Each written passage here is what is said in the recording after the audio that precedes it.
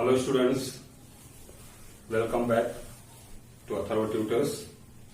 और एसएससी आज का हमारा टॉपिक है resistance.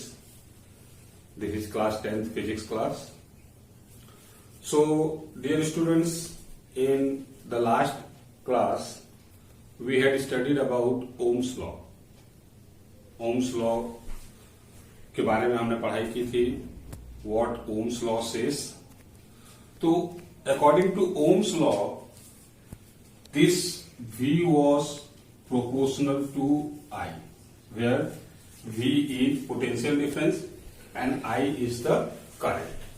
So potential difference is directly proportional to the current. This was Ohm's law.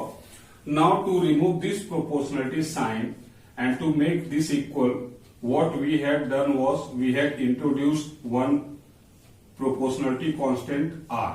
R was our proportionality constant, जिसको हमने कहा था resistance. This is the resistance, and we had also discussed what resistance is and how it is created in a conductor.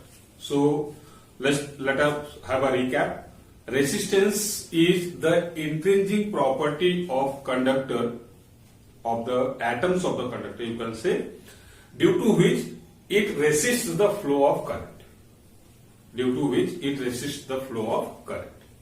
जो conductor के through current flow होता है, material substance के through जो करंट फ्लो होता है, उसमें जो ऑब्स्ट्रक्शन क्रिएट होता है, हम देखते हैं कि कुछ मटेरियल्स होते हैं उसमें करंट अच्छी तरह से फ्लो होता है, कुछ में उतनी अच्छी तरह से नहीं होता, कुछ में करंट एट ऑल फ्लो नहीं होता है। So that is because of the obstruction offered. Current को जितना ऑब्स्ट्रक्शन मिलेगा उतना ही कम करंट बाहर निकलेगा। So this obstruction is resistance. Resistance की एसआई यूनिट हमने डिफाइन की थी, ओम होता है, जिसको वी डिनोट बाय सिंबल। ये इस सिंबल से हम लोग इसको डिनोट करते हैं, ओम होता है। एंड ये ओम हमें मिलता है because of the physicist scientist Simon Ohm, जिन्होंने इसके बारे में स्टडी किया था। So in this class will move ahead with resistance. Now dear students, the question arises कि what are the factors on which the resistance of a conductor depend. Factors on which resistance of a conductor depend. So our today's topic will start our today's topic with this only. Factors on which resistance of a conductor depends. Resistance of a conductor depends. वो कौन से factors हैं जिस पे resistance depend करता है? Resistance of a conductor depends. तो today will discuss this. So it has been observe that resistance is directly proportional to its length. Resistance is directly proportional to its length. Resistance of a conductor, किसी भी conductor का resistance उसके length के directly proportional होता है। Mathematically we can write this as R directly proportional to L. R stands for resistance, L is the length of the conductor. Second, ये observe किया गया कि रेसिस्टेंस जो होता है is inversely proportional to the area of its cross section.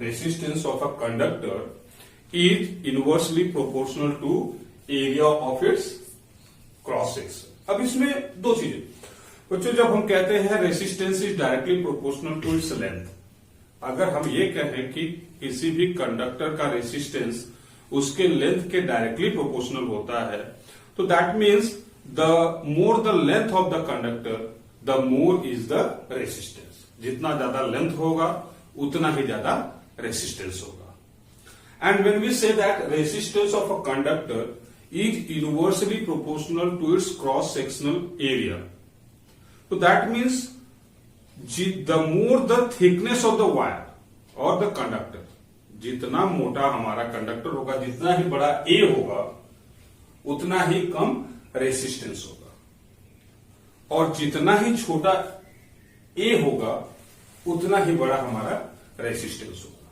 तो resistance मोटे wire में कम होगा, पतले वायर में ज्यादा होगा। एंड अगर हम किसी भी वायर के क्रॉस सेक्शनल एरिया को डबल कर दें तो उसका रेसिस्टेंस हाफ हो जाएगा। अगर एक वायर है जिसमें कुछ रेसिस्टेंस है, इफ उस वायर का क्रॉस सेक्शनल एरिया हम डबल कर दें, जितना वो थिकनेस था उसका डबल थिकनेस कर दें, तो the resistance will become half of it. So now next students, about temperature. What is the effect of temperature on the resistance of a conductor? So it has been observed that the more the resistance of, the more the temperature, या यूं कह लें कि with increase in temperature the resistance increases. किसी भी conductor का जब temperature बढ़ेगा तो उसका रेसिस्टेंस भी बढ़ते जाता है। So the resistance of or you can say the resistance of all pure metals, resistance of all pure metals increases with rise in temperature. तो जितना ज्यादा टेम्परेचर बढ़ते जाएगा उतना ही रेसिस्टेंस बढ़ता जाता है। जबकि देखा यह गया है कि एलॉयज जो होते हैं, एलॉयज कॉम्बिनेशन ऑफ मेटल्स होता है। सो एलॉयज में देखा गया है कि resistance increases slightly with the increase in temperature. Alloys में जो रेसिस्टेंस का इंक्रीज होता है वो स्लाइट होता है with the increase in temperature. And semiconductors जो होते हैं, आप ये आगे हायर क्लासेस में पढ़ोगे, सेमीकंडक्टर्स जो होते हैं इनमें टेम्परेचर के इंक्रीज के साथ रेसिस्टेंस डिक्रीज होता है। वो यहां पे टेम्परेचर के रिगार्डिंग तीन चीजें हमारे सामने आई कि प्योर मेटल्स जो होते हैं उसमें इंक्रीज इन टेम्परेचर अगर होगा, टेम्परेचर के इंक्रीज के साथ रेसिस्टेंस इंक्रीज करेगा। जितना ज्यादा टेम्परेचर इंक्रीज होगा उतना ही रेसिस्टेंस इंक्रीज करेगा। विद द एलॉयज केस में थोड़ा सा चेंज आएगा, टेम्परेचर इंक्रीज के साथ रेसिस्टेंस में स्लाइट इंक्रीज होगा। मेटल्स के कंपैरिजन में अगर देखेंगे तो बहुत कम इंक्रीज होगा रेसिस्टेंस अगर एलॉयज है। But in the case of semiconductor उल्टा हो जाता है कि जब टेम्परेचर बढ़ता है तो रेसिस्टेंस घटता है। With the increase in temperature the resistance decreases. So dear students, you have to keep this in mind कि सेमीकंडक्टर अगर होगा, अब सेमीकंडक्टर का मतलब ये होता है कि कोई भी मेटल जो कंडक्टर का भी बिहेवियर दिखाए और नॉन कंडक्टर का भी बिहेवियर दिखाए, दोनों दिखाए, वो सेमीकंडक्टर होगा। हायर क्लासेस में हम इसको डिटेल में पढ़ेंगे। यहां पे बस हमें जानना है कि सेमीकंडक्टर क्या चीज होती है। In our chemistry classes also it will be explain to you. So now moving ahead, आगे बढ़ते हैं और बात करते हैं nature of the material of the wire. Wire के जो मटेरियल होगा उसका जो नेचर होगा उस पे रेसिस्टेंस कैसे डिपेंड करेगा। सो बच्चों, resistance nature of the material पे भी डिपेंड करता है। It has been observe that some materials have low resistance whereas some materials have high resistance. कुछ के रेसिस्टेंस हाई होते हैं, कुछ के रेसिस्टेंस लो होते हैं। और ये देखा गया है कि एलॉय जिससे बना होता है, जिस मेटल से बन या जिस सब्सटेंस से एलॉय बना होता है, तो एलॉय का जो रेसिस्टेंस होता है वो जिससे बना है उसके रेसिस्टेंस से ज्यादा होता है। ये जनरल टर्म एक ऑब्जर्व किया गया है कि एलॉय जो होता है it has higher resistance than pure metals from which the alloy has been made. जैसे कि कॉपर को ले लें आप, सिल्वर को ले लें, एल्यूमिनियम को ले लें, इनके जो रेसिस्टेंस होते हैं बहुत लो होते हैं. This copper, aluminium, silver, all these have very low resistance. Whereas अगर हम एलॉयस ले लेंगे, जैसे नाइक्रोम हुआ, कॉन्स्टेंटन हुआ, इनके रेसिस्टेंस जो होते हैं वो हाई होते हैं. तो वो सब्सटेंस जिससे एलॉय बना होता है उनके रेसिस्टेंस तो हाई होते हैं और उस सब्सटेंस के लो हो जाते हैं. टू से अगर एलॉय किसी चीज से बना है, जिस सब्सटेंस से एलॉय बना है, तो उस सब्सटेंस का रेसिस्टेंस तो कम होता है, वेयर एज एलॉय का जो रेसिस्टेंस होता है वो हाई हो जाता है. सो आई होप आपने अंडरस्टैंड किया on the factors on which the resistance of a conductor depends. तो resistance of a conductor is directly proportional to the length, inversely proportional to area of cross section. Bit temperature, it increases for pure metals, or for alloys there is slight increase, whereas for semiconductor with the increasing temperature resistance decreases, and for materials it has been found that the resistance increases. For some materials it increases and for some material it decreases. So ये depend upon the resistance, depends upon the nature of the material.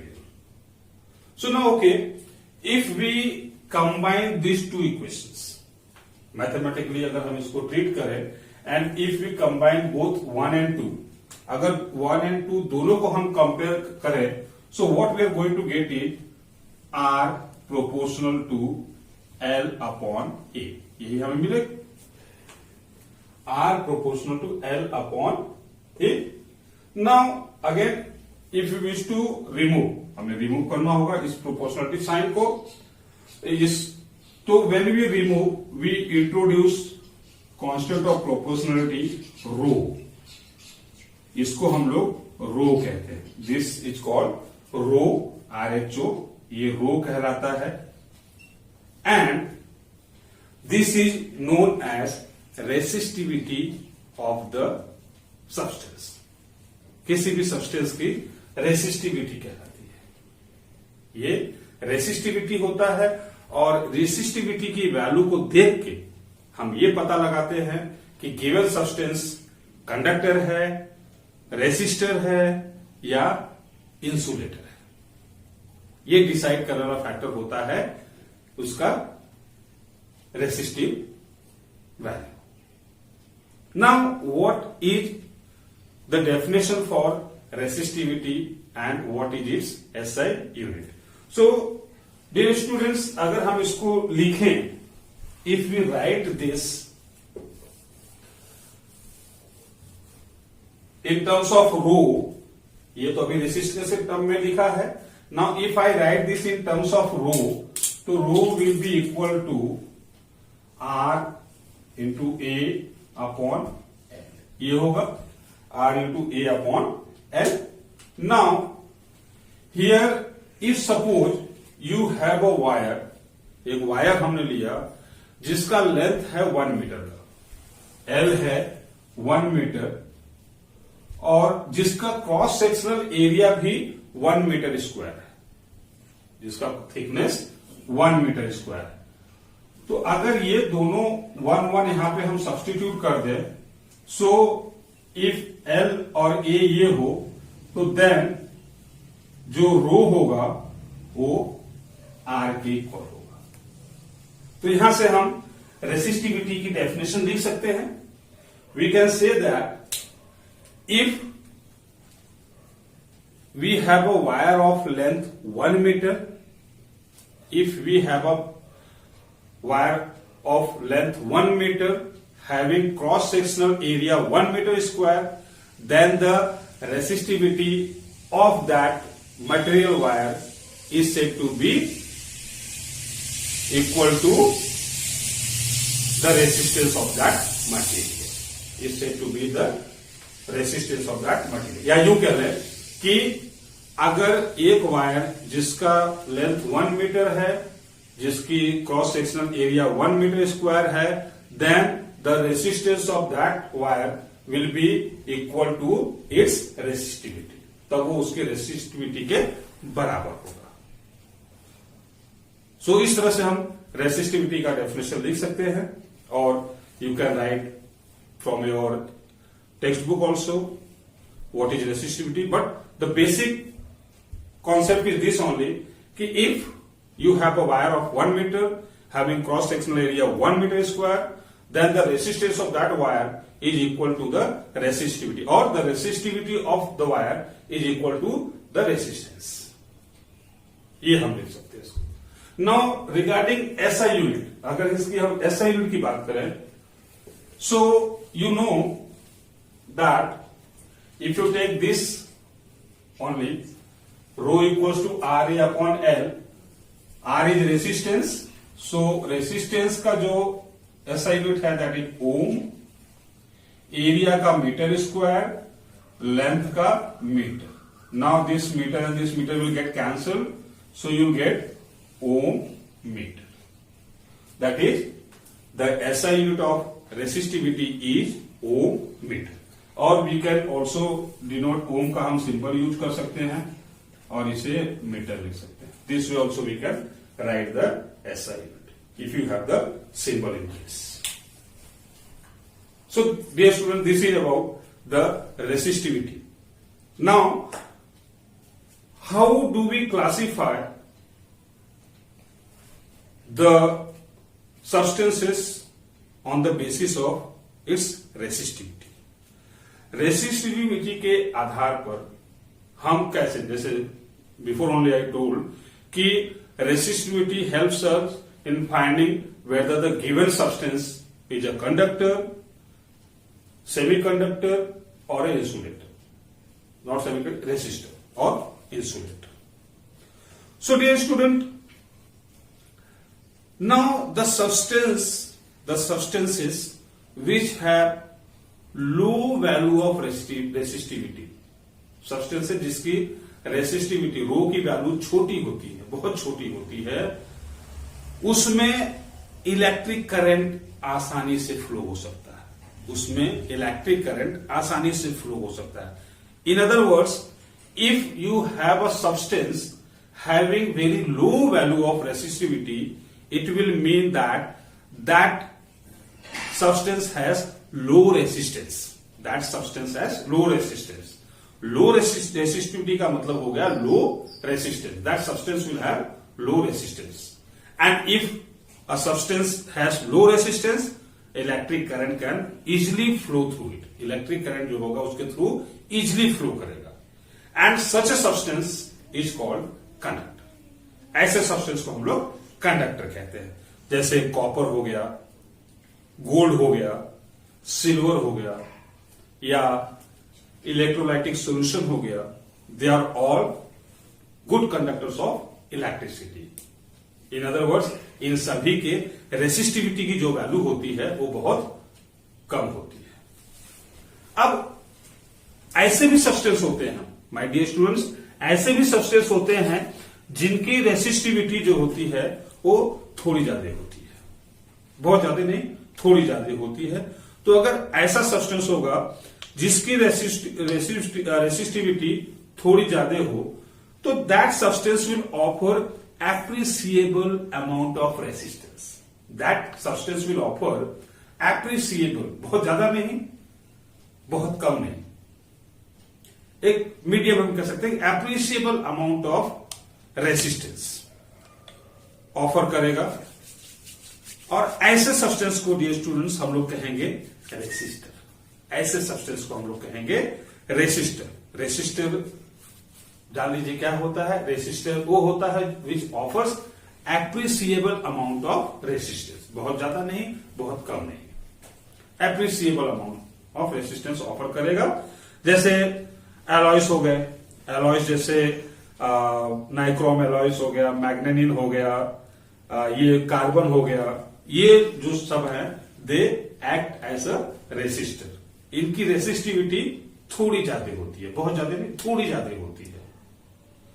तो ऐसे को हम resistor कहते हैं. Then वो substances आते हैं जिनकी रेसिस्टिविटी बहुत ज्यादा होती है. Substances which have very high value of resistivity. अब अगर रेसिस्टिविटी की वैल्यू हाई है तो that means that substance will offer high resistance, that substance will offer high resistance. और जितना ही ज्यादा रेसिस्टेंस होगा इलेक्ट्रिक करंट उतना ही कम फ्लो होगा, इलेक्ट्रिक करंट उतना ही कम फ्लो होगा। तो हाई रेसिस्टिविटी इंडिकेट करेगा कि high resistance, the higher the resistance the less the current will flow. अब वेरी हाई अगर रेसिस्टिविटी हो गया तो वेरी हाई रेसिस्टेंस हो गया, अब वेरी हाई रेसिस्टेंस हो गया तो इसका मतलब कि करंट फ्लो नहीं होगा। फॉर एग्जाम्पल ड्राई वुड ले लीजिए आप, सूखी लकड़ी में करंट एकदम फ्लो नहीं होता है, क्यों? उसकी रेसिस्टिविटी बहुत हाई होती है। ऐसे ही बहुत सारे सब्सटेंसेस हैं, जैसे रबर हो गया, प्लास्टिक्स हो गए, ये सभी में करंट फ्लो नहीं हो सकता। Why? Because they have very high value of resistivity and hence very high resistance. और ऐसे सब्सटेंस को डियर स्टूडेंट्स हम लोग कहते हैं इंसुलेटर्स, ऐसे सब्सटेंस को हम लोग इंसुलेटर्स कहते हैं। तो dear students, based on the value of resistivity, the substances can be classified as conductor, resistor and insulator. I hope you have understood what I taught you today. So just in case you have not understood any particular thing, go through the video till you get all, because 10th जो होता है ये आपका base होता है for 11th and 12th। So I hope you people are studying, making good use of your time. So this is all for today. Have a good